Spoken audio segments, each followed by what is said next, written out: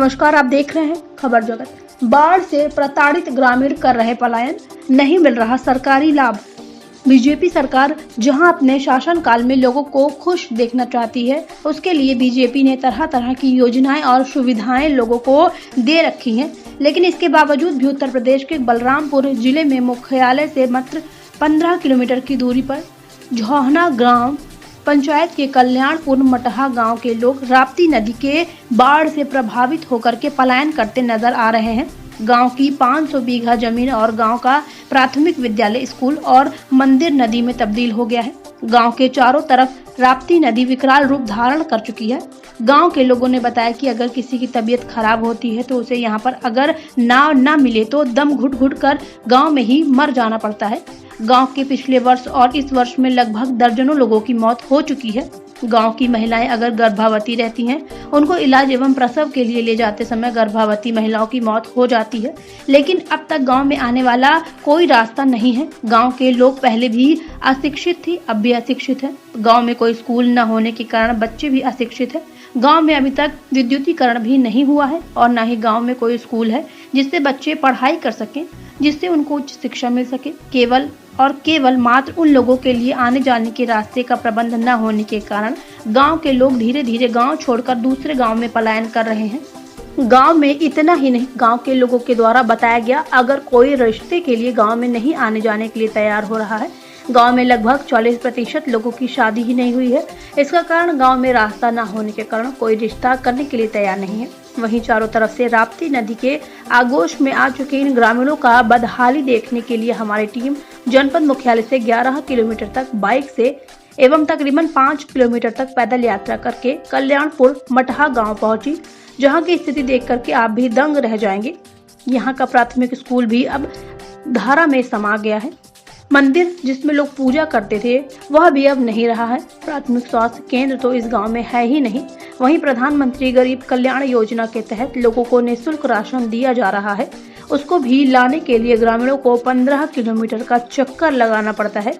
यहाँ के लोगों का कहना है कि जब हम लोग विधायक व प्रशासन से गुहार लगाते हैं तो बाढ़ खंड अधिकारी आकर के यहाँ बोरी लगाने लगते हैं, इसके बाद कोई ध्यान नहीं देता है। वहीं हमारे संवाददाता ने जब नैनीहालों से शिक्षा के बारे में बात करनी चाहिए तो उन नैनीहालों के जुबान पर सिर्फ यही रखा हुआ है कि गांव में कोई स्कूल नहीं है, जो स्कूल था वह धारा में समा गया है।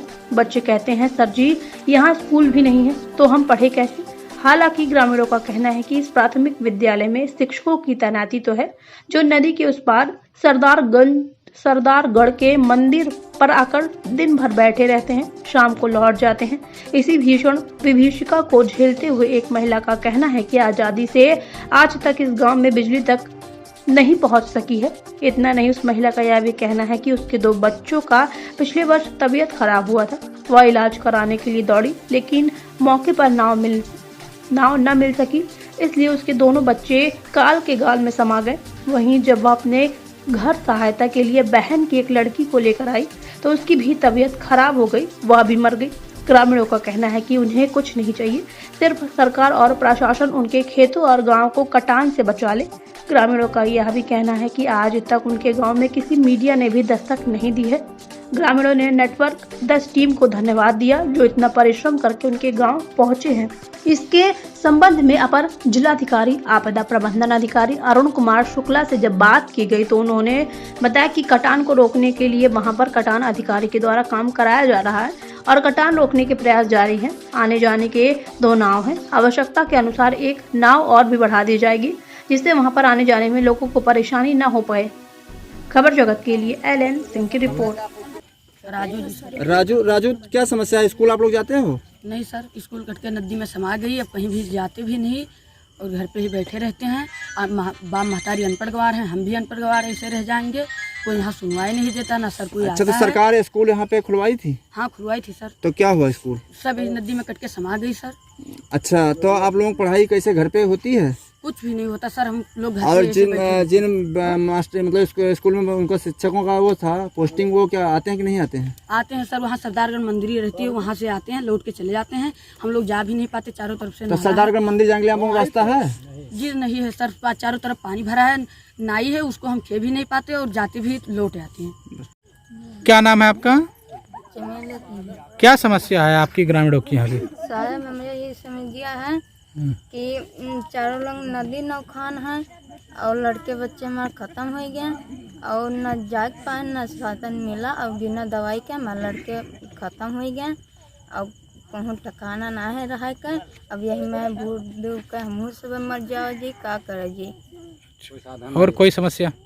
और है जी कि तीन कुछ नहीं रहेगा, कटेगा कुछ नहीं रहेगा। दो दिन नहीं खाए था, नहीं मिले तो पिसावा कुटावा जाने वैसे रहा, नहीं मिला था वाला खाए था खरीद सब। और जाते वटी चला लड़के बच्चे पढ़ने कैसे जाते हैं यहाँ से? कहूँ नहीं जाते हैं। क्या परेशानी है? परेशानी तो बहुत है भैया, चारों ओर नदी नौखान है, न कोई ओर जाए रास्ता है, न कोई पढ़े लिखे की सुविधा है, न कोई पिसावे कुटावे सुविधा है, न कोई हारा मांदा हुए तो निकसे सुविधा है, ना हुए तो बहरे जावा जाए, ना हुए तो यहीं बूढ़ा उतरावा जाए। खेत बात जोन रहा तो उन कट गया, जगह 4 ठो बच्चे हैं ते भूखन मरे पियासन मरे, यहीं खाए भी न मरे। अस्पताल कैसे जाते हैं कोई बीमार हो? अस्पताल अब ना मिले तो जावा जाए, नहीं कहूँ से जो टेबलेट आवे तो वही खावा जाए। अब वही में है जिया जाए तो जिया। लाइट कितने साल से यहाँ नहीं देखे आप लोग? लाइट तो हमारा उम्र बीत गया, 21 साल का हो गए, याद नहीं। तो आप लाइट नहीं देखे यहाँ पे? कंसाराम यादव सर। क्या समस्या है ग्रामीणों की आप लोगों हमारे लोगों की समस्या सर बहुत बेतुका समस्या है। कुछ कहा भरी नहीं है, ना बिजली है, ना बत्ती है, ना हम लोगों को ओर से निकास है। सब ओर से राप्ती नदी चारों तरफ से घिरे है सर। और बहुत हम लोग पीड़ित हैं। ना दवाई के कोनो व्यवस्था यहाँ बन पावत है, ना कोई पढ़ाई लिखाई की व्यवस्था बन पावत है सर। हम लोग बहुत उत्पीड़न हैं, हम लोग बहुत परेशान हैं। ना कोई अधिकारी यहाँ ध्यान देते हैं सर। मान लीजिए विधायक जी कुछ थोड़ बहुत हमसे सबसे खबर लीन करते हैं, बाड़खंड साहब से बात कीन, और उसके बाद में और कोई ना यहाँ ध्यान करते, ना कोई सुनवाई करते कि तो सर लोग आज आप लोग आए हुए हमरे सबके दुख दर्द में, और बाकी कोई यहाँ देखभाल करे वाला नहीं है सर। हम लोग बहुत परेशान हैं और चारों तरफ से राप्ती नदी के घेराबंदी में हम सब, और राप्ती काटत ही घर भी कटिए, बसक वक भी नहीं है सर। हम लोग दरखास्त दीन है, मान लीजिए मुख्यमंत्री जी के पास वो दरखास्त गवा कि नहीं गवा, लेकिन लोग कहीं विधायक जी का भी दीन गा है एक एप्लीकेशन की साहब कहूँ हमें लोगन बसकित दीन जाए या कोनो मेर हमें लोगन बचावा जाए। कुछ लोग यहाँ से पलायन भी कर चुके हैं। कुछ लोग यहाँ से उजड़ के अलग चला गए। कल्याणपुर मठा हमार बहुत दुखित गांव है और बहुत हम लोग दुखित हैं सर। और कोनो और निकास भी नहीं है सर। मोटरसाइकिल 8 किलोमीटर 7 किलोमीटर दूर ठड़ियावा जाओ। बिजली यहाँ पे है? बिजली बत्ती कुछ नहीं है सर। हम लोग बहुत परेशान हैं। अच्छा, लड़के पढ़ने नहीं साहब, सब लड़के अपने घरे जब से स्कूल मंदिर नदी में समान, तब से मास्टर लोग आवत हैं। शंकर जी के वहाँ मंदिर पे यहाँ सरदारगढ़ बैठा रहा था, और बाकी हमारे गाँव कोई नहीं देखभाल करे।